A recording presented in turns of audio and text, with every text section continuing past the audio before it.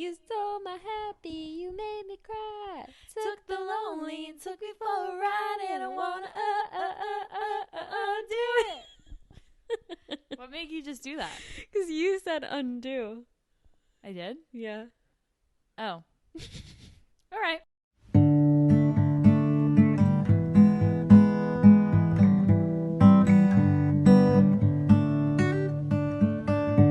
Okay, welcome to Wednesday night.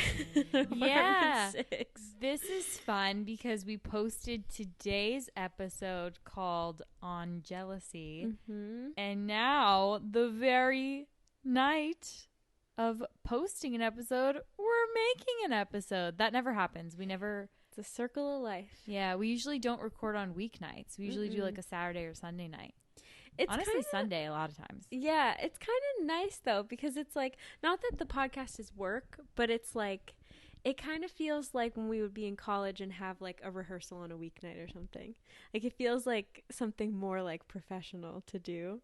So it like is pretty legit to do it on a weekday. Ooh. You know? Or like sometimes we'd have like night classes. Like, I don't know. I feel like when you do something during the week, it's like, oh, that's legit. Spicy. We're not just clowning around. Yeah, you're like really integrating it into your life. Professional life. Weekends are for clowning and weeknights are like for getting down to business so that you can get up the next day and do your business. You know? Yeah. Like, weeknights are precious real estate because you normally got to be like, you know, eating your dinner, making your lunch for the next day, taking a shower. Gosh, remember making lunch for the next day? I know. I don't like look back on it fondly, but it is weird that like we were doing that and then we never did again. Yeah. Yeah, it's going to be weird to like not just be able to like, I don't know, Have whatever from the fridge for lunch. Yeah, like I guess in a way, like sometimes I am Like meal prepping lunch, but it's not like putting in a container and like whatever. It's just like tonight, like what I made for dinner tonight, my salad is like also going to be my lunch for the next couple of days. So I've actually been really liking having that lunchtime during the day to like actually make meals. Like, it really helps me. Like, I mean, lately I've been like pretty much a slacker from work because things are really relaxed and calm. But like when I was really busy earlier in the summer, it was so nice to like have that hour to be like, okay, I'm completely separated from work. I'm like literally making lunch and like I'm at the stove for a half hour cooking something. Like, it's very nice to like completely separate from work like that. yeah, it's also nice that like today, so I made a salad with like kale and butternut squash and roasted chickpeas and almonds and pepita seeds and whatever. It's really good. And I just like, instead of waiting until I got off work to just like chop the butternut squash, throw it in the oven, whatever, I just like did that late this afternoon and then like let it cool off and whatever, so it also wouldn't be like hot in my salad and like wilting my kale. And it was like, it's so cool that you can kind of like be meal prepping during the day for other things because it like, takes no time. Totally. Anyway, though, roses and thorns, which are now abbreviated. Yeah. What's your thorn? What is my thorn? Oh, my thorn is just that I've been dealing with a problem at work this week that has to do with checking for like appropriate verbiage in a book concerning diversity and inclusion. So it's been pretty stressful. Just because you definitely don't want to mess up in that area. Like, I would be way less concerned to like accidentally like misprint a word or like, you know, crop an image weird, like that sort of error in a book. It would be like, yeah, that's annoying if that goes to the printer, but like it's going to be okay. But like the idea of like a problematic book going to the printer is like, ugh, it's not good. Yeah, because you're like It's people are gonna read that and learn something from it. Yeah, it's like ideals that I don't want to like promote or be associated with. It's not even like glaringly problematic. It's just like that even more dangerous kind of problematic that's like very like sneaky and hidden, which is why I didn't notice it until now. Oh my God. So that's been my thorn this week. What about you? My thorn is that I am a bit overwhelmed by the fact that I can't really plan out like my next month very well. Like I have not even month, but like 2 weeks. Like I have a lot of balls up in the air for the next couple weeks. And in like the next like month, but like Balls I'm in just the air. like, yeah, it's like some of it is in my control. Like I just need to like give people answers about like what I want to do. Like for example, like for my birthday's coming up, so I have like my parents being like, what do you want to do for your birthday?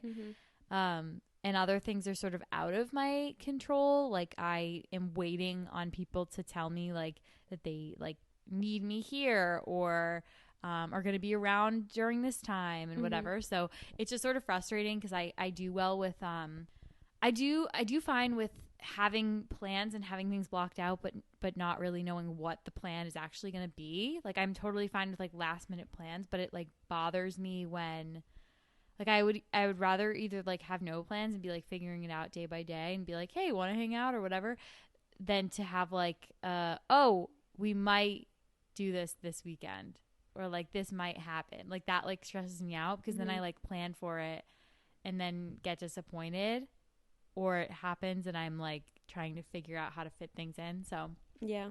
that's the thorn. What's your rose? My rose is just that I'm going home next week. I have fortunately been able to go home a lot more than like other people comparatively, because a lot of people, either can't see older family for COVID reasons or can't travel or those types of things. So I've been lucky to like have it be easy enough for me to go. But every time I go, I'm still like excited to see my mom. And specifically, I have a doctor's appointment that I've been really needing to get over with because I haven't seen a doctor in like 1.5 years, which is not crazy, but like normally I go every year on the dot. So yeah, and I'm seeing a new doctor and I'm like hoping that she's like nice and helpful. So yeah, I'm hoping it'll be a good visit all around. What about you? My rose is that I had like a good couple of work days. Very busy work days, but they were sort of reminiscent of like the days when I was working in hard news and things were really formulaic and fast paced and like instant gratification. And I really liked that because it was like a taste of something that I enjoyed about past jobs that I'm also like grateful I don't have to do every day. Yeah, so that was really fun. It was like fun to kind of like have like a different couple of work days. Yeah.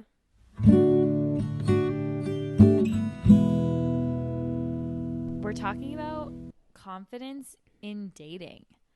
So this is a conversation that I feel like we're finally putting words to, like confidence in dating as like the verbiage, because I feel like we talk about this a lot, like whenever one of us is going on a date or is like having relationship, not even struggles, but just like thoughts, like having like, hey, what do you think about this? Or like, hey, I'm feeling that way. Like, well, yeah, whenever we're having discussions, we always come around to this conversation about like confidence and why we are feeling a certain way. And if that is because of a lack of confidence or a lack of, I just lost the word, a lack of just like self-assurance. And a lot of times it is. A lot of times I feel like it's like an issue of not trusting our guts, not feeling confident in our gut, or it's an issue of not feeling confident in who we are or confident in the relationship or whatever.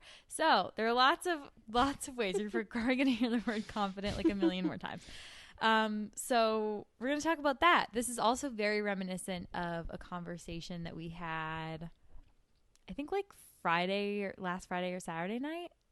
The thing is, I wish we could just press record on those conversations because they're so good. I know. And like, I feel like if one of our friends was sitting in the room with us, like they would enjoy the conversation too. So, which makes me think that like a listener would. Like, even we had my friend Julia over a couple of weeks ago, or I guess like 3 weeks ago now, and we basically had like the same conversation, but just also with Julia in the room. And it's like, so it's just, I love a good like women chat. Gals it's so chat, good. yeah. And like talk about relationships and, you know, self-growth and all things like that. And I wish we could press record on just like an authentic like conversation between us. But the thing is, like, we say so many specific things, and we also say so many like personal things that we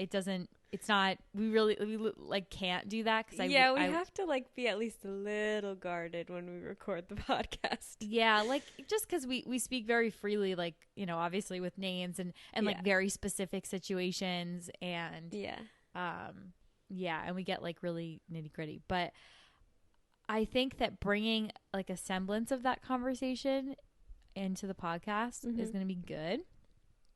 So one of the things that you were just dealing with and that we were just talking about is also, this is a pretty unscripted episode, by the way. I don't really know what's coming. We have some like thoughts and some notes, but like we're doing this kind of casually.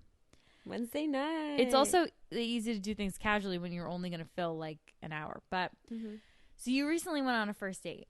And right before that first date, well, not right before, like the night before, we talked a lot about your confidence in going on dates. And you were saying how you used to feel like really confident in college. Like you would, you know, catch yourself taking more selfies. Like, you know, you would, when you were feeling yourself, you like let yourself feel yourself. Yeah, it was like a natural thing to give myself positive affirmations. Like I never was like, I'm going to look in the mirror and actively tell myself I looked good. I would just like naturally have those moments a lot in college where I would just stroll to the mirror and be like, wow, I look good.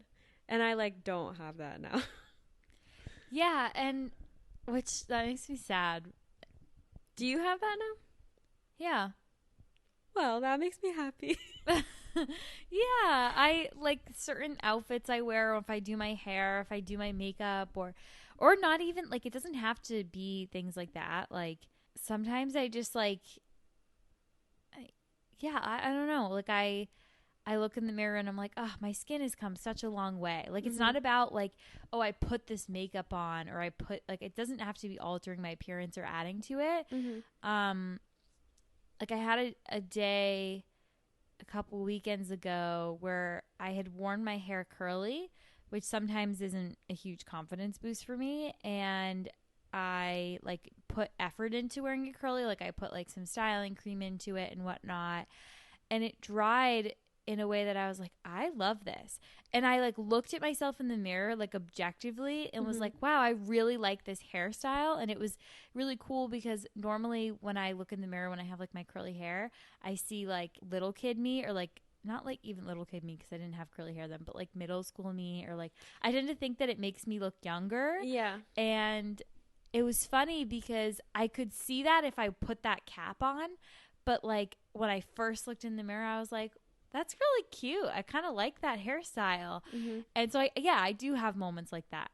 So it makes me sad that you don't. If you are sad about it, unless you like, you know, we've talked about body neutrality a lot recently. We sure have. So if you like that you don't feel that way, if you also don't feel the bad swing of it, then cool. Yeah. But if you're only feeling the bad swing, or you're feeling nothing, then that makes me sad. Yeah, that's true. But I guess the key to it is like what comes naturally, because like I wouldn't be happy even if I was like forcing myself to look in the mirror and like give myself positive affirmations. Like I just don't think that would work for me. So I'd rather do whatever comes naturally, like as long as that's not looking in the mirror and thinking really negatively. Like if it comes naturally to like look in the mirror and feel great, then that's good. If it feels natural to look in the mirror and just not really feel anything, that's honestly good in my opinion. Yeah. But like to look in the mirror and feel bad, like, yeah, that's bad. Yeah. So in the context of dating, we were talking about how in college you used to really lead with confidence when you would go on first dates or second dates or, whatever it was, just in the beginning phases of dating, pretty much. When it's like you're not comfortable yet. And so all you have is really yourself. So you really like focus on like you feeling good. Obviously, like when you get further into a relationship, you're not thinking about that as much because you're just like, oh, I'm going to see this person who already assumably likes you. Yeah, whereas like the first few dates, it feels very much like about you because you're like, I want how them you're to, presenting yourself. Like me, and I want to feel my best, and it's all kind of things like that swirl through your brain. But you were saying that you used to lead with confidence more, like you used to like get dolled up and like look in the mirror and be like, I look good, and like go on your first date and whatever, take a selfie. And you were saying, not only do I not do any of those things anymore, but I don't even feel that anymore. Usually when I leave for a date these days, I tell myself that it's not going to go well. That it's not going to go well, that you don't. So usually Jess will be there when I'm leaving, and guys, I'm always here. I mean, what the fuck? Well, especially now. But like, you'll ask me how I'm feeling, like if I'm excited, and lately, like I would say maybe the past like 4 or 5 first dates that I've been on, the answer has always been like, I'm okay. Like I'm never like, yeah, I'm excited. Like, can you even remember the last time I was like, yeah, no. You know what? Like, I'm pumped to go on this date. Like, I'm excited about this guy. Like, I never get like that anymore. No, even if you're excited about the person, which there have been a couple of times where you have been talking to the person, having great conversations, but even still, like, you don't get very excited because you're like, well, it could all end tonight. Like, and I totally get that. Like, I don't get super excited for first dates either. Like, particularly first dates, because it's so like, usually nothing like it either like goes well enough that you're gonna go on a second date or it doesn't, or like it's not like you go on a first date and you're like, oh my gosh, like not a lot happens basically. Yeah, you're not gonna like make it official or fall in love or like, right, or even get like you might not even a good smoochy session. Yeah. And on the flip side, it could be someone you're not very interested in, or at least like a second date, it's like there's some sort of interest there. So you're like, who knows? Like this could just be another good first date, but on a second time. Or it could be a kiss, or it could be, you know, like an escalation. Yeah. So I was asking you when we were having this chat about you feeling less confident these days. I was asking you like, well, what was the context of you feeling confident back in college? And I'll briefly explain the reason I was asking her this is I've been reading this book called Come As You Are by Emily Nagowski. Our friend Maddie gifted this book to me very generously, and it's basically I don't have the book sitting next to me right now, which is a shame, but it's essentially guiding females through exploring their sexuality and like health, like sexual health. Like it's basically explaining how females and males, you know, from the time that you begin forming in the womb, conception, thank you, you have the exact same, you know, body parts, just like until I think it was like week like 12, and then 12 it like I don't want to get too explicit because I don't know. I usually do feel comfortable with that, but because this is an audio podcast, I don't know. I'm like, do we have to label this explicit? What's going on here? But things start forming into, so like female genital parts with the same nerve endings and everything take on one form, and like males take on a different one, and blah blah, and that for some reason male pleasure and male sex is the thing that we've chosen to, well, it's not a secret, but like obviously it's kind of no wonder that this is the route we've chosen, but we have chosen to learn about like male pleasure and male sex and male sex organs, and we just haven't normalized it and sex drives, and we haven't normalized female pleasure and female sex and female sex drives and the physiology that goes into females and sex, and that, you know, we're taught, oh, well, females just don't like sex as much, or, oh, females just don't have as much of a sex drive, or, oh, females aren't able to get that same sense of pleasure. And so Emily Nagowski breaks that down and talks about why that's not true. How we have all the same parts, just arranged different ways. How we have the ability to have just as much, if not more, sex drive than men. That we are able to enjoy sex just as much. All these different things. And one of the things she also talks about is context, and how if someone were to say, like, tickle you, and it's coming from someone who, you know, maybe you're dating and you're playful and it feels really good to you and it feels flirty, but if someone were to tickle you when you're really annoyed with them, even if it's the same person, it would be bad and you would feel really annoyed by it and you, like, would reject it. And so she talks about how context is really important to sex and to understanding why we enjoy certain things and don't. And I was saying to Marissa that I feel like this applies to everything. And so I was asking her, like, well, what do you think was the context behind you feeling really confident in those dates in, say, like, college or even high school, but now you don't? Because it's not necessarily as simple as, like, replicating the exact same circumstances. Like, we could take you to Emerson College and put you in your colonial dorm room. Colonial being the building, not the... Oh, imagine if the colonial dorm rooms were, like, colonial era. Themed, yeah.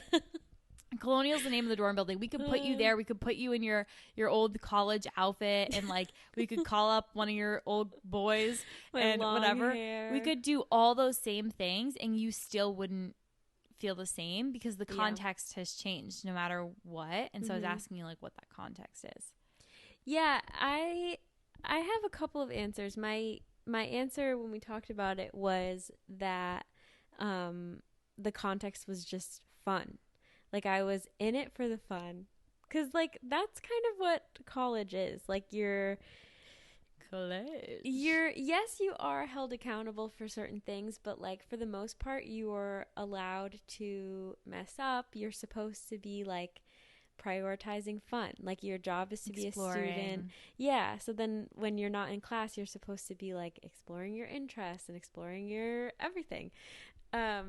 And yeah, I remember going into every situation, dating and otherwise, kind of more on the hunt for the fun of it. Whereas now I feel like everything in my life is for more of, like, a practical purpose. Like, I'm going into it because I'm like, you know, this is gonna strengthen this friendship, or this might bring me a potential partner, like, more adult goals like that. Whereas in college it was just like, I hope I have fun. Right. Oh my gosh, I'm so proud of you for thinking of the context, because that's perfect. Because again, like, so she gives this analogy in this book of, like, this couple, after they have a kid, they're like, their sex life kind of, like, dwindles, and they try to, because the wife is just, you know, not really interested in it anymore with her partner. And so they try to, like, recreate this romantic getaway they went on. Like, they tried to think about, like, well, what's, like, one of the times that we had, like, amazing sex or something like that. And they both thought about this getaway. And so they literally went and did it. But, like, the context, it didn't work. And the context was, well, yeah, because now you have a baby at home. And so you're thinking about that. And, like, your body's changed and you're thinking about that. And she was working a stressful job and blah, blah, blah.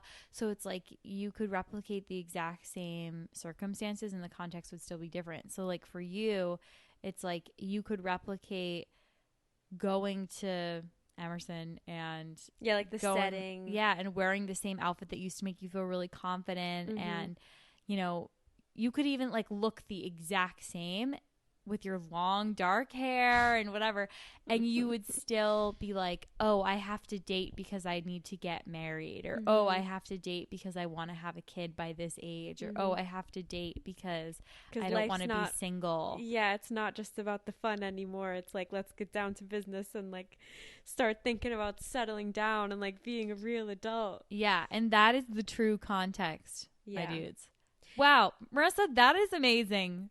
Thank you so much, Dr. Jessie. I think I think the other component of it is something that's like making me kind of even reframe the meaning of the word confidence, because I'm thinking of it as being the same as like the word hope. Because I think what's also different is that in college, I had a lot of confidence that there were many options out there for me, Mm-hmm. because in high school I didn't date and like didn't have many like love interests or anything like that. So then I went into college and I was like, "Oh my god, like there's so many people here. Like this is awesome. So Like I much have potential. yeah, like so much more opportunity." So in college, I think even if I went on dates, I was like, "Well, if this doesn't work out, like I'm sure it'll be easy enough to find the next guy." But now that I'm like a couple years out of college, Couple and a half. yeah. It's just it's and I've like had the ratio of like successful love interest to unsuccessful has like tipped towards unsuccessful now. Mm-hmm. So I'm a little less confident that there will be that next guy out there. So I think that's part of the context too. That like during that time when I was younger, I was like, the opportunities are endless. There are so many fish in the sea. And now I'm like, I don't know. I might have to start thinking about lowering my standards because there don't seem to be that many fish in the sea anymore. There are definitely so many fish in the sea, but a lot of it is like timing, don't you think? Totally, yeah. And like not just like your timing, but it's literally like you could, if we could flash forward a year from now and you're dating someone and it's like they had only moved to the city a couple months before. Yeah. So like you met them because they like entered your orbit kind of thing. Mm-hmm. I mean that's sort of what makes dating so hard and like such a mystery, is that you don't really know when it's going to happen or how it's going to happen and why it happens. Like you don't know anything about it, basically. Literally anything. It's like you don't know when it's going to happen, but part of that's because you don't understand how it's going to happen. Like I said, like it could be someone moves to your city. Yeah. And also it's like my current boyfriend, I'm like, why did we meet like now? Like we assumably we had both been on like the same dating app. So it's like for like a while. So it's like funny that we met, this summer like we matched for the first time this summer, and it's like, why not 6 months before that, or why not a year before that? And so it's so much of it is like, and then I also think about like people who, once I like got off the apps and committed to him, people who were sitting in my inbox that are like, where'd that bitch go? Like, it's fun. It's like funny because like, have you ever like, you have like a guy stop answering you on the app and you're like, oh, and then you're like, wait, did they just like find their person? Is that what it is? Because that's what I think. Like when people don't message me for like a few months, or like say like someone messages me after a really long time, I'm like, did they just get out of a relationship after being successful on Hinge? So it's like, it's really funny. Like so much of it is just is like total chance and total timing. Yeah. You know what's even crazier about that? Like, yes, it's true that it's like whack that you met when you did. But what's even wackier is that like theoretically you could have matched with this person you're with now like a year ago, and for some reason not ended up with them. Exactly. Yes. Okay. So this is the other thing is like, say I had matched with him a year ago, which or I mean, literally, maybe like a few 6 months ago or something. Like, doesn't have to be a year. I mean, quite literally, I don't know if that's possible because of like, if you match with someone, then you can't like match them. Like they would just stay in your inbox, right? Whatever. But the point is, if I was hung up on someone else, right, I might not have pursued him. Like I might have been like, maybe he would have asked me on a date. I would have been like, actually, never mind. Yeah, I mean, so I'm thinking specifically, this is so random, I don't know if you'll even remember this, but there was a guy that I had talked to a little bit on, I think, Hinge. I think like right around when we moved in last year, like maybe like last fall, winterish.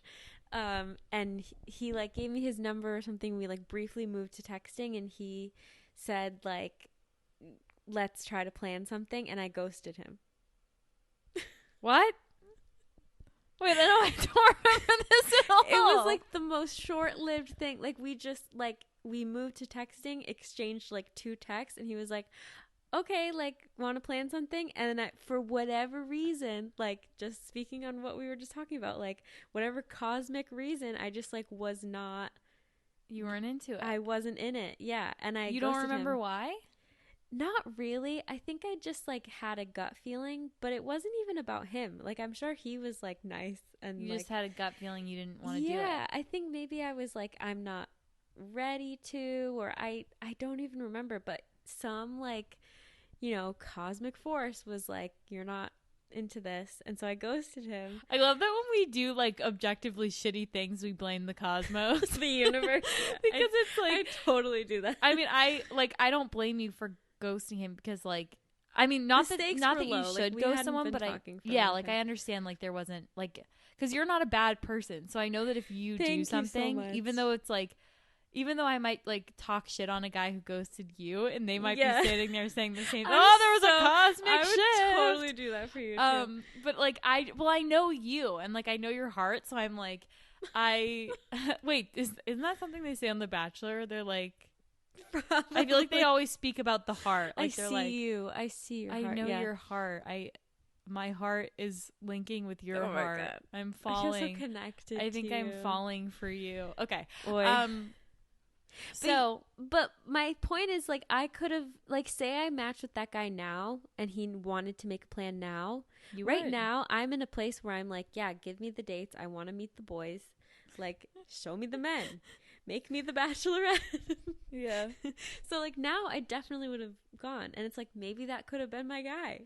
It could have been, but you know what is also the case is, like, if something was overwhelming you at that time, let's say it was because we had just moved, if you were feeling like, oh my gosh, there's so much newness, I'm in a new apartment, I'm busy every weekend, like, because I'm focused on like buying decor for the apartment, like I feel making like we were a home, when we first moved in, like that first like month, I feel like we were so fulfilled by like nesting and just like getting reacquainted with the city and like having access to the city again, and then like also like having closer access to our friends and getting to know our new commutes. Like it's possible you were overwhelmed at the time, and that's why you ghosted him, but also that like say you would have gone on a date, like you just would have felt distracted, and like that's the context, right? The context, it's like baby. that's what get in the box truck, baby. That's the power of context, baby. Buddy Velastro always says, to the box truck, baby, whenever a contestant on The Next Great Baker, which is a show that I don't even know if that exists anymore. I know, it's such a niche joke. Yeah. I feel like, how did I not talk about that in the podcast? When were we obsessed with, we were obsessed with that back in like February. Before Corona, yeah. Which is funny because like we were so obsessed with the TV show that you would have thought it would have been like a quarantine thing where we were like, oh, we're home all the time, let's get into this TV show about cakes. It just happened. We just did, yeah. Do you think there's more we can watch? No. We ran out. We tried? Yeah, because we watched all of Cake Boss, and then we also watched all of Next Great Baker, which was like a spin-off competition show. So there's gotta be more seasons we can find somewhere. Maybe off of Hulu or whatever. Well, we definitely didn't watch all of the Cake Boss seasons. Yes, we did. No, Marissa, God's honor. No, so are they not all on Hulu then? I don't think they're all on Hulu. Didn't we start at like season 4 or something? Therein lies the rub. But the thing with like Next Great Baker, I have no idea if that's... Yeah, that's so true. Like I have no idea how many seasons there were of that. I know we watched 2 seasons. If you're a Buddy Velastro head, let us know. Oh my God, send your love to Buddy Velastro because he recently fell. He just had an... or fell? I don't know. He had an accident in his home bowling alley. It's true. Oh, yeah, I remember this. Mary sent it to us. Yeah, because we were like, who in the hell has a bowling alley in their home in Hoboken, New Jersey? It's Buddy Velastro. Anyway, that to the box truck with the context, baby. that's the context. Like Totally. you were, it's not even about the fact that you like moved into a new place, but that it was preoccupying your mind and that you wouldn't have the headspace for other things. Yeah. Wow. So do you think you could maybe contact him? I honestly wouldn't even know how. Like, I don't even remember his name. I vaguely remember his photo. So I'd have to, like, I'm sure I deleted the text conversation. So I'd have to, like, look back in Hinge. Would you have saved his contact, or was it where, like, you didn't even save it? Like, you just were, like, texting a number? I don't think I even saved the contact. That's how you and know for that you're I'm not sorry invested. if you're out there and you remember me. You're a ghost. I'm just picturing the ghost TikToks. of dating apps past. This is the kind of stuff that like actually derails us in real life. Spooky. I'm like really buying into the ghost thing now. Yeah, this is spooky. That like sounds like an episode of like Scooby-Doo. Like the way that you're doing the voice, like that's like about as decent as Scooby-Doo did like their like voices. Was like, ooh, Scoob. Okay, moving on. There's still some ghosts left in me. Well, so I feel like we've talked about my context and my confidence, but like, do you feel like there are times in your life you can think of where the context maybe prevented you from feeling confident, or where the context was like different than it is now and like affected your dating life in some way? Yeah, so mine was similar to yours, that I feel like in college, I wanted to date in college like my freshman year, but I was like scared of things like Tinder. I eventually caved like halfway through the year.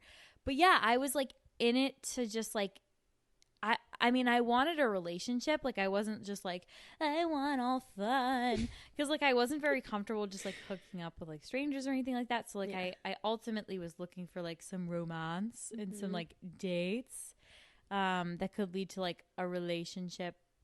Commitment. Like, not even just, like, a romantic relationship, but just some sort of relationship with someone where I, like, felt comfortable enough to do things with them. Trust. Trust. And I feel like I definitely went into things being like, this doesn't have to be a forever thing. This doesn't have to be endgame. Yeah, like this can just be what it is. It can be fun. It can be for college. And that was sort of also like my mindset in my first relationship. Like I loved my ex, but I also could like see the limitations of our relationship, and he could too, which is why we ultimately like felt comfortable staying in the relationship. We were on the same page about it. Mm-hmm. So yeah, I was similar to you, that like my context was like to get something rewarding out of it, like to get a relationship, to get experience, mm-hmm. but to also like have fun. It wasn't like if I was looking for like to meet like my life partner right then mm-hmm. like I think that I would have dated more. Mm-hmm. But yeah, and then after that relationship ended, my context again, like it shifted. It's hard to explain because in a way it shifted to wanting to have fun again, after, 3.5 years of like a commitment. But at the same time, I remember saying at the time, like, the next time I date someone, I want to feel like I could really see a future. Like, I want to be like... You said that if you were to... You said that you wanted your next relationship to be so meaningful and, like, passionate that if you were to break up, it would really, really fuck you up. That's true. I did. That's such a Scorpio thing to say. Or such, like, a water sign. I so distinctly remember you saying that. Yeah, I do too. I also so the reason I said that might be extreme. I never really want to be fucked up, but however, I guess what I was trying to say is there was this weird numbness when my ex and I broke up from like knowing that the relationship was over for a little while before it ended. And I would say, like, I'm comfortable saying that because not only is it true, it's my truth, but it's also his, I think. Or at least that's my understanding of the situation. And so I felt really numb and really like ready to move on already. Like I already felt like this inkling of like, I kind of want to go back out there. I kind of want to have fun. I kind of want to do something else. I kind of want to experience something else because I haven't for a long time. And as much as I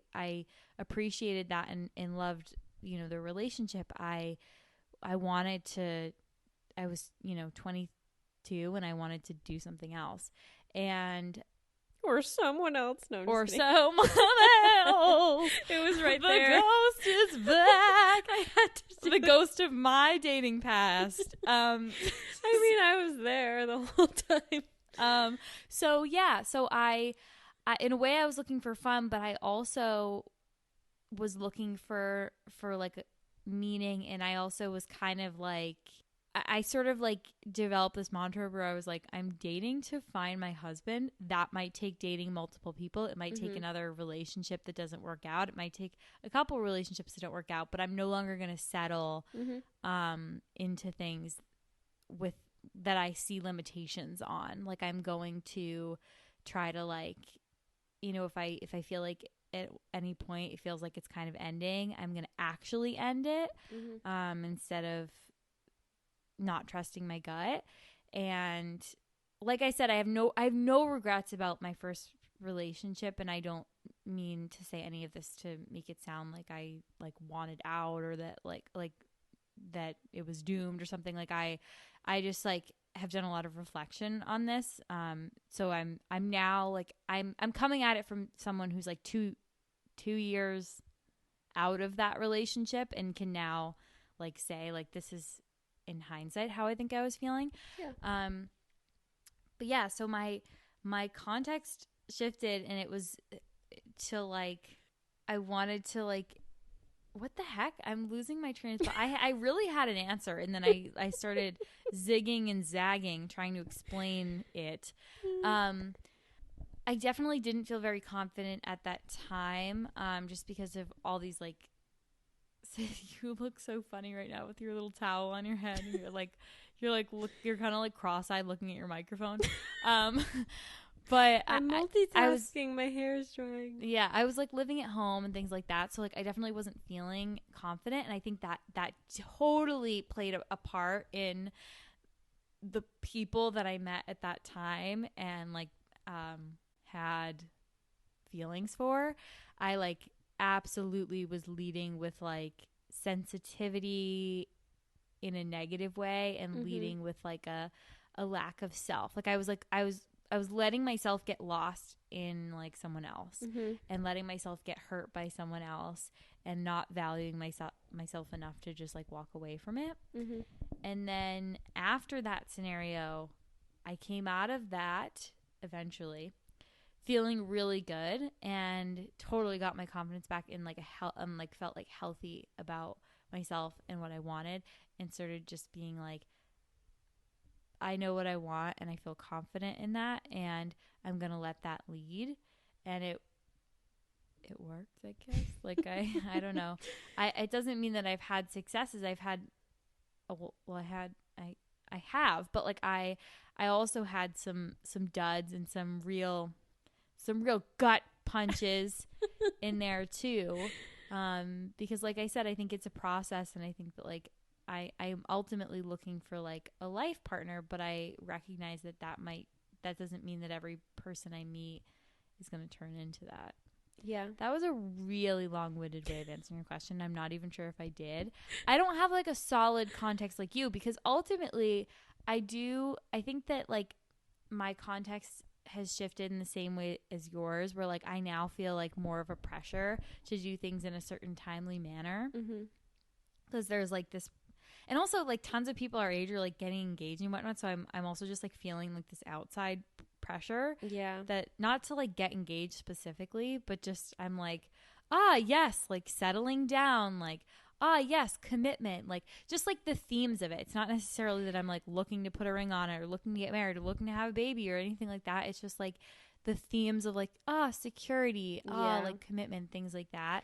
Yeah, well, because I think maybe it would be different if we were different types of people in terms of like wanting our 20s to be like wild and like, I mean, not that we could do any of this during Corona anyway, but like, you know, we're not the type who are like, oh, I want my 20s to be like crazy. Like, I want to go party. I want to drink. I want to go do this. Like, we're already kind of like in a position in our lifestyles to like welcome settling down.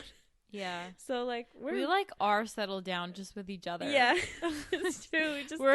We are truly, I feel like we have earned like the Facebook title of like domestic partners. Yeah, I mean, how could we not? Like it's true.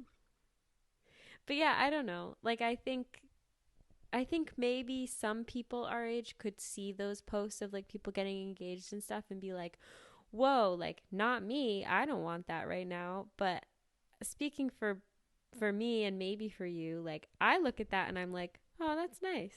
Yeah. Like that would be kind of nice. Like it's not to the point where I'm like, whoa, I'm so late. Like, oh my God, I'm too old. Like it's not like that. Like we're definitely still young and still have plenty of time. But it's just like instead of seeing that and being like, oh my God, like I am not in a rush for that. I see that and I'm like, yeah, I could like that. Like that could be nice. Yeah.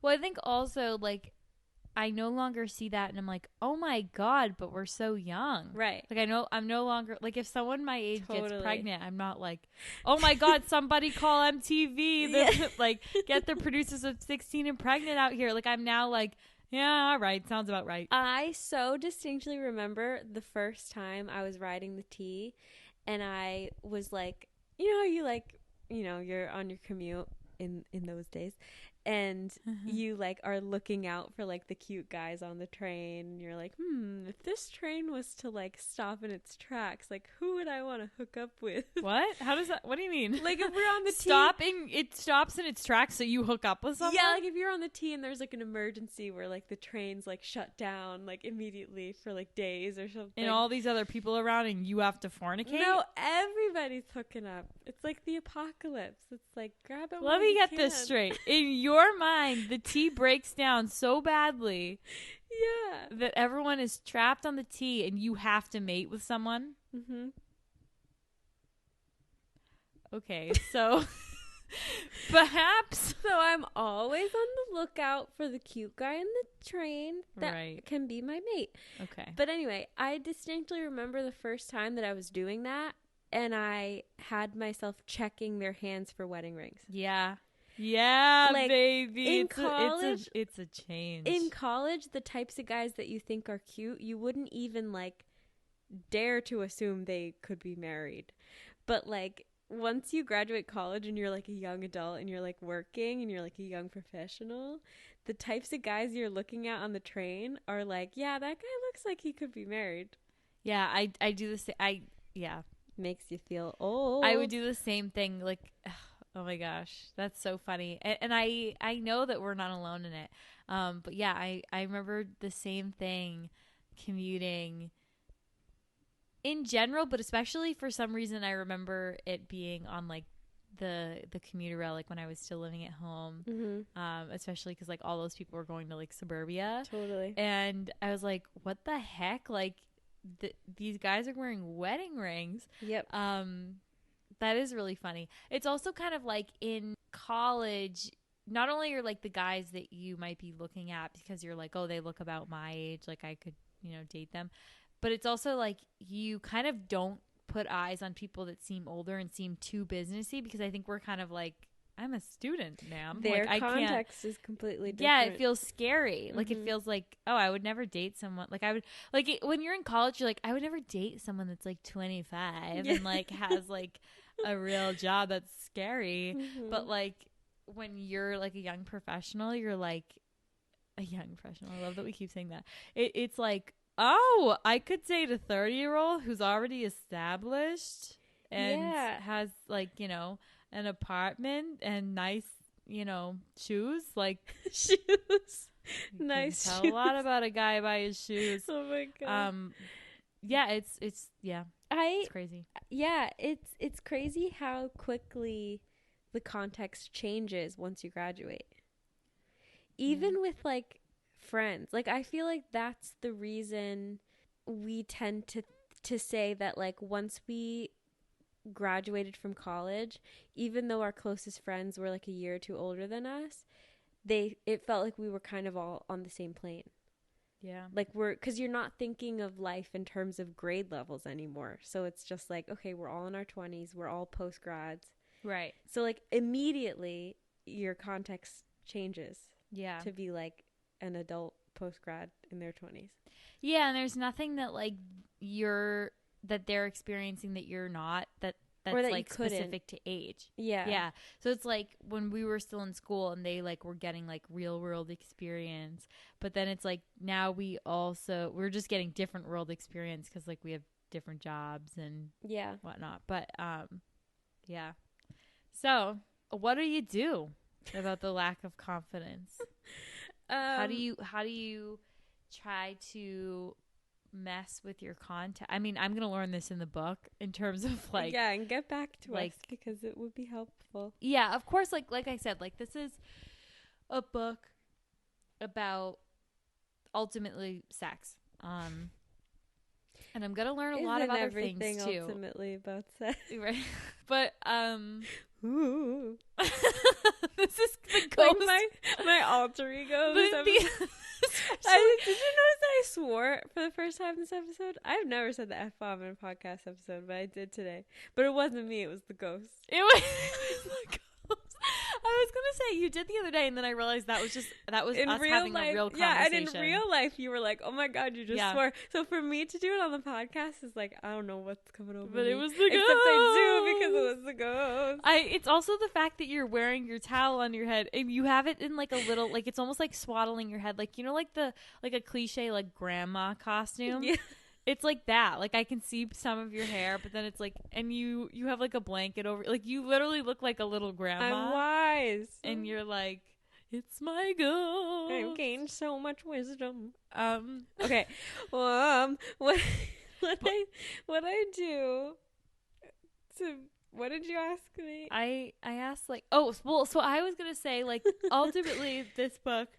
Oh my gosh, I'm yawning at the exact same part again. Oh, we got a yawner. Ultimately, the book is about sex, but I think you can apply a lot of things like to not that. And so like, yeah, I also like, I think every female should read this book, and I'm only like a third of the way through it. And so I have a lot more to read and to learn about. So like, future episodes coming based on right. But also just like the whole gist of the books isn't just context. Like that's just how far I've gotten so far. Yeah. But everyone should read it. Come As You Are, Emily Nagowski. Yeah. And I think males should read it too to learn about female anatomy. But good point. Anyway, so yeah, so like how do you I'll give you the answer once I finish reading the book, but how do you change your context? How do you get yourself excited about dating? Or is it okay to not be excited? Or confident? I guess it's not even necessarily about excitement, but about confidence. Like, because you're someone who... Sorry, I haven't let you answer. No, it's okay. I'm thinking. I know that you kind of struggle with confidence in sort of all areas of dating. Like we were talking about, you were like saying, that you overthink things to the max. Like if you're going to have like a first kiss with someone, what were you saying the other day? You were like, before a first kiss, like I'll be aware of my surroundings. So you were like, I had a first kiss in a car, and I literally was thinking to myself, I've never kissed. I've never had a first kiss in a car, or any kiss in a car. Like, how do I angle my body when I'm sitting in a car seat? Right, and you were thinking about all this right before your lips touch. Yep. I was also wearing my glasses, and I was like, I've never kissed someone in my glasses. Should I take my glasses off? And I did. I was like, can I take my glasses off? And he was like, Didn't you? You literally said that to him. I was just gonna say he was like, all right, so things are getting steamy. Yeah, fogging up my glasses. No, I was gonna say I should tell the story on the podcast, but I think you actually played the voice memo of this story on the podcast once on an earlier episode. I don't think I played the kiss. Maybe not. I Maybe think we just I played the part where you were like, oh, he's so cute. So maybe I remember hearing the kiss one like recently. So maybe we were like listening to voice memos and it came up or something. I So think so. maybe I will tell that story on the podcast eventually because it is pretty funny. Okay, so if you asked me just about like what I would like to do to change my like body confidence, I have a specific answer in mind, but now that I'm thinking about it, I can actually apply this answer to pretty much anything. Ooh. And the concept I'm thinking of is body neutrality, which honestly, like I don't know the gospel on body neutrality. Like I don't really know that much about it besides like just casual things that like YouTubers I like and influencers I follow and stuff have said. But as far as I know, body neutrality is basically feeling neutral Do you want me to read the definition? about your body. Yeah. So this is just from Insider Health.